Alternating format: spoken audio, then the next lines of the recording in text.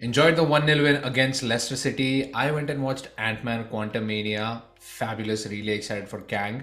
And Karthik is on his own travels as well. But yeah, of course, we had to talk about that game. What a match. My biggest concern again becomes like the problem that we really struggle to create out and out chances. I think outside of the Martinelli opportunity, we didn't really have a whole lot of clear cut chances.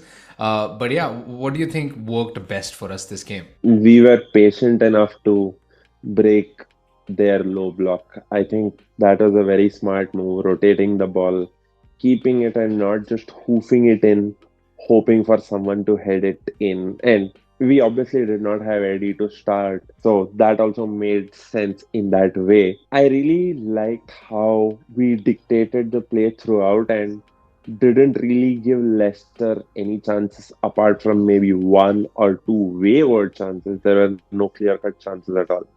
I think we did great to close out the game. Yeah, I mean, the defending for me was really one of our biggest standouts.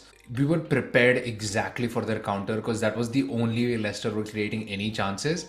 And every time, I remember this one chance in the first half where they created a 4-on-2 situation, and Gabriel and Saliba just handled it so well, just managed the ball, made sure they didn't make any wayward pass into the attack. And by the time Leicester approached RD, like we had like eight bodies back in the Everyone in, box already, yeah. which was just, it was incredible to see. And the way they just kind of absolutely killed the attack was just awesome to watch as well. One thing I did notice though is, which again, we should probably talk about this separately down the line as well, is rumors of Tierney possibly being on his way out. Because when substitution time came in again, he chose to bring Tomiyasu in for as opposed to Tierney for Zinchenko, which I get Tomiyasu is more defensively minded, but for that left back position to bring in Tomiyasu again over Tierney, who was on the bench, kind of was a sign of worry for me. Any thoughts on that part of it? I'm not really fussed over it because it was what a 10-minute cameo at the best. So I'm not really reading much into it at this point, and I can understand if Tierney is looking at other places, but I'm sure he's smart enough to stay around, especially with the season as it's going. And next season, you really want to be around for next season because you want to be in the big leagues before you think of making an exit, right? So I think it's a non-starter for now, but rumors could pick up because hey, we've got to distract Arsenal with something negative, right? And did you see how uh, the new VAR, like, I don't understand how Ben White's hand is impeding Joel Ward from, or Danny Ward. whatever Ward, Danny Ward from making a save or fluffing that save. Honestly, I have never seen such a rule being implemented, and there have been cases that have been worse on goalkeepers, but the goal has been given. I mean, we've had cases on our own goalkeeper where a defender, where the opposition player is practically holding our goalkeeper and it wasn't given. In my opinion, I do believe that was a foul because there were, I couldn't make out really clearly, but within those frames, you could actually see that Ben White had both his arms around Danny Ward. So I'm not too harsh on that decision. What I am picky about is how detail oriented they were all of a sudden in this situation where they've Precisely. missed some of the most obvious decisions.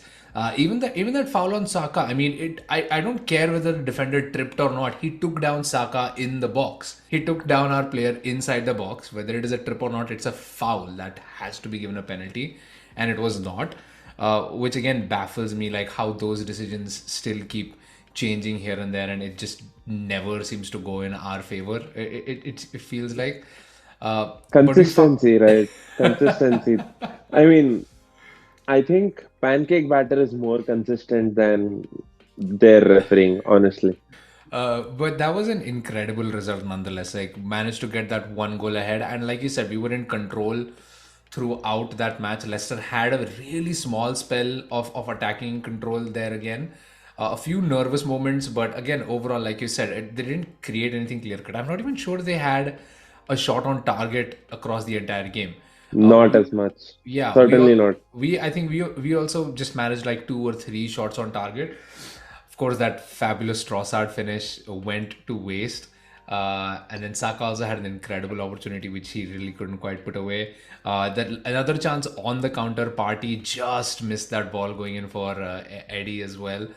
So we had moments, but again, hard to create chances the way Arsenal are playing right now. So I think we definitely saw more of a unique approach. Like they were trying different things today in attack to try and create something against like a sitting defense, which you predicted. Like if you Totally. gave them those early minutes to settle in, that is exactly what they would do, and that is exactly what Leicester did. But I'm glad we found a way through in that situation. Finally, feels good to get back to the 3 point juggernaut, and I think this should provide momentum. And it's Everton who we have something to deal with. I'm just waiting for it now. Yeah, I think it's going to be exactly the same game against Everton this time around. They will be even more defensive and try to focus only on those set pieces, which another part of today is like we did not give Leicester a single set piece in a threatening Totally. position at all, which is another thing we definitely have to do with Everton, especially with those, those free kicks in from corners or from, the edge of the boxes. But yeah, overall, a fantastic result. Last thing that I wanted to end on is Jorginho, every game, he's just shining through so much. He had another incredible game, so good in the passing, and I think that's kind of the role that fits well for him in games that we can control so well. He is just an incredible resource towards passing for us. I still have question marks against for his defensive abilities, but in games like today, those are the games that he really shines through. So every day that goes by, every game he's playing, he's just proving himself a better and better transfer for our team for this season. I'll take any help I get. It's as obvious. If we can do that, great. If we can't do it, okay. But we've signed him, back him, and I think we are seeing what we wanted to see. So, hey, let's get on with it. Let's get on with it indeed. Thank you so much for watching. As always, like, share, subscribe. Likes and subs mean a whole lot. Join us for the post match for Everton in a while as well. And yeah, we will see you guys next time. Bye.